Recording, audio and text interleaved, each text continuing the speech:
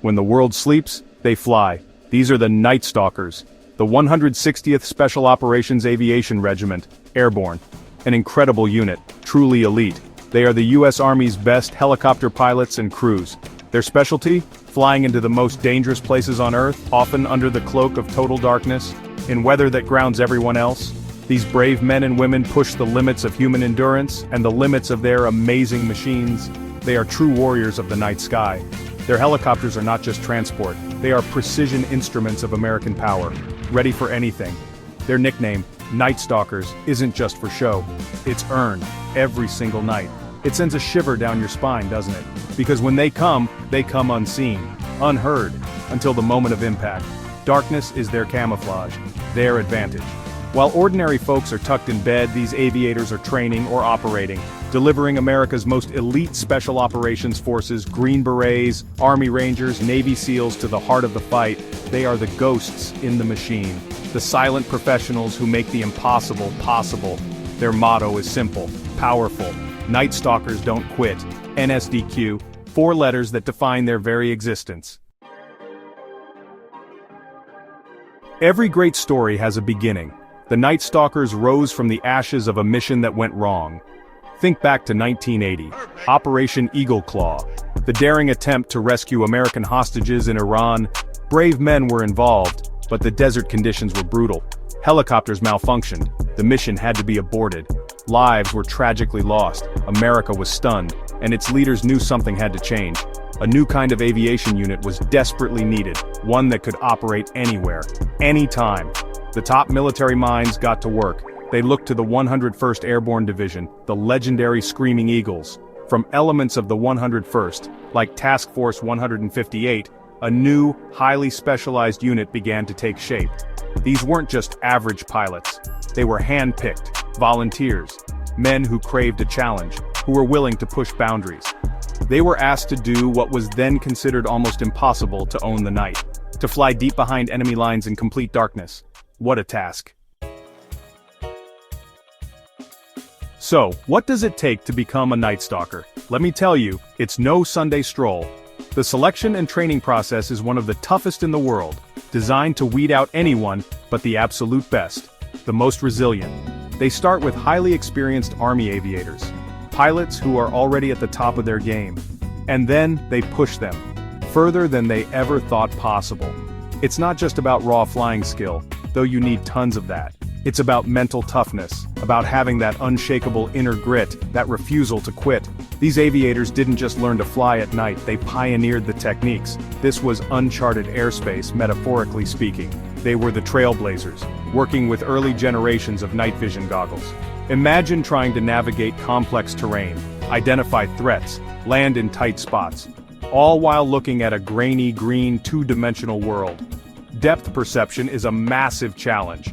Power lines and other obstacles become invisible death traps.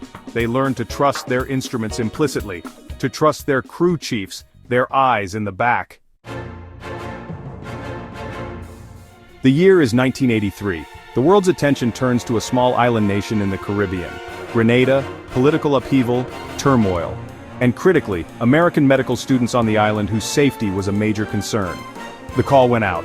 Operation Urgent Fury was launched. For the newly formed Night Stalkers, this was it, their first major operational deployment, their baptism by fire.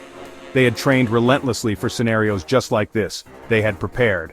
But no amount of training can fully replicate the intensity, the chaos, the sheer unpredictability of real combat. You could almost taste the tension in the air. The mission objectives were complex and urgent. Rescue the American students, secure key government buildings and airfields, neutralize hostile forces. The Night Stalkers were tasked with some of the most critical elements, inserting special operations forces. And true to their name, they planned to do it under the protective cloak of darkness. But war rarely goes exactly to plan. They faced unexpectedly heavy anti-aircraft fire, stiffer resistance than anticipated. The infamous fog of war descended quickly. It was a chaotic, fast-moving situation, a true crucible that would test the mettle of this fledgling unit. They had to think on their feet. Section 5 Shadow Warriors, Key Missions of the 1980s. After their baptism by fire in Grenada, the Night Stalkers didn't get much chance to rest, not at all. The world in the 1980s was a volatile place, and their unique skill set flying complex missions in the dead of night was suddenly in very high demand. The decade saw them involved in a series of critical, often highly secretive operations. Each mission further honed their skills, pushed their advanced aircraft to their limits, and solidified their reputation as the go-to unit for the US military's toughest, most sensitive aerial assignments. They were truly becoming the shadow warriors of the skies. Consider Operation Prime Chance, which ran from 1987 to 1989. The Persian Gulf was a dangerous waterway. Iranian forces were actively threatening commercial oil tankers. Vital international shipping lanes were at risk.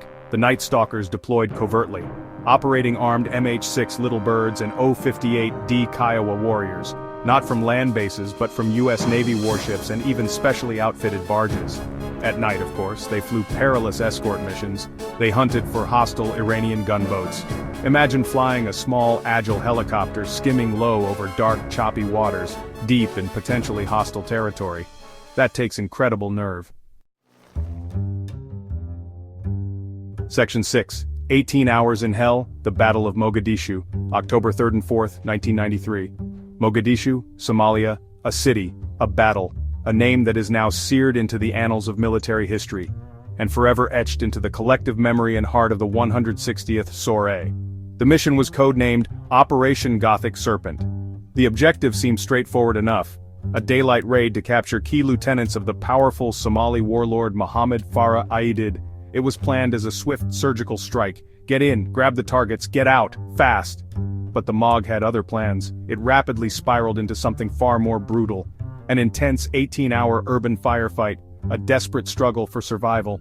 The Night Stalkers flew their state-of-the-art MH-60 Black Hawks and agile AH-6 Little Bird gunships directly into a seething hornet's nest. Section 7. Tip of the Spear: Afghanistan and the War on Terror. Then came that fateful day, September 11, 2001, a day that shook the world to its core. For the Night Stalkers, it signaled a new, relentless chapter, the global war on terror. Their specialized skills were needed more than ever. The first major theater of operations, Afghanistan, a rugged, unforgiving, mountainous land, the perfect proving ground for high-risk operations. Darkness, high altitudes, treacherous terrain, this was Night Stalker country. In the initial stages of Operation Enduring Freedom, the Night Stalkers were at the tip of the spear. They flew highly classified, clandestine missions, inserting US Special Forces teams deep into enemy-held territory, often days or weeks ahead of conventional forces. One of their early successes was Objective Rhino in October 2001. This was the first major conventional ground assault into Afghanistan. Night Stalkers expertly delivered US Army Rangers onto a remote desert airstrip. Under the complete cover of night, naturally. They made these incredibly complex operations look almost routine, but they were anything but. It required pinpoint precision flying, nerves of absolute steel. Think about the fierce fighting during Operation Anaconda in the Shah-e-Khat Valley, back in March 2002. This was a major pitched battle against deeply entrenched Al-Qaeda and Taliban fighters. The Night Stalkers were right in the thick of it, constantly. They flew daringly into hot landing zones, LZs taking heavy enemy fire. Section 8. Desert Ghosts, Iraq, and Covert Global Operations. The global fight against terrorism wasn't limited to the mountains of Afghanistan. Iraq soon became another major, demanding front. And once again, when the call came, the Night Stalkers answered. Operation Iraqi Freedom commenced in 2003. Their presence was crucial from the initial invasion through the long years of counterinsurgency. Their specially modified helicopters became familiar phantoms in the Iraqi skies.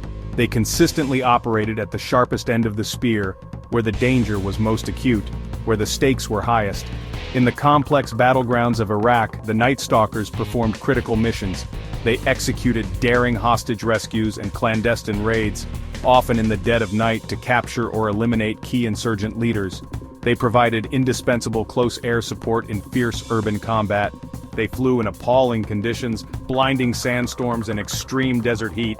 They were the vital lifeline for Special Operations Forces, the swift, silent cavalry that always seemed to arrive just in the nick of time, often when all other hope seemed lost. While the specific details of many of their most sensitive missions remain shrouded in necessary secrecy, and rightly so, to protect their methods and their people. Their highly skilled handiwork can be seen in the success of many of the most significant operations of the Iraq War. They played an instrumental role, for example, in the raid that successfully targeted Abu Musab al-Zarqawi, the brutal leader of al-Qaeda in Iraq. And although the US Navy SEALs are rightly credited with the daring raid that eliminated Osama bin Laden in Pakistan in 2011, it was the expert pilots of the 160th SOAR A who flew them in and out of that incredibly high-risk environment. Imagine the immense pressure of that particular mission. Section 9 NSDQ, the unwavering spirit and future of the 160th. So as we look back on their incredible history, what is the lasting, enduring legacy of the 160th Special Operations Aviation Regiment Airborne? It's a legacy that's not written in stone monuments but etched into the night sky. It's found in the quiet, humble professionalism of its highly dedicated members. It's measured by the success of countless high-stakes, no-fail missions. They have fundamentally revolutionized the art and science of special operations. They turn the darkness from a hindrance into a powerful ally. They consistently make the seemingly impossible possible. Their reputation among those who know is legendary, and it is thoroughly, unequivocally well-deserved. These men and women are the absolute real deal. Their powerful motto, Night Stalkers Don't Quit, NSDQ. It's so much more than just a catchy phrase. It is the very heart and soul of this unique unit. It speaks to an unshakable resilience in the face of terrifying adversity. It's about pushing far beyond what anyone thought were humanly possible limits. It's about an unwavering, unbreakable commitment to the mission, to the brother or sister flying beside them, and critically to the soldiers on the ground who place their lives in their supremely capable hands. That indomitable spirit is meticulously instilled in every single member, from the newest private to the most seasoned warrant officer. It's the core of what makes them truly extraordinary. We must always remember the human element, the incredible selfless dedication, the thousands upon thousands of hours spent in grueling training, the long, arduous deployments often taking them away from their loved ones for months, even years on end, the profound sacrifices made along the way.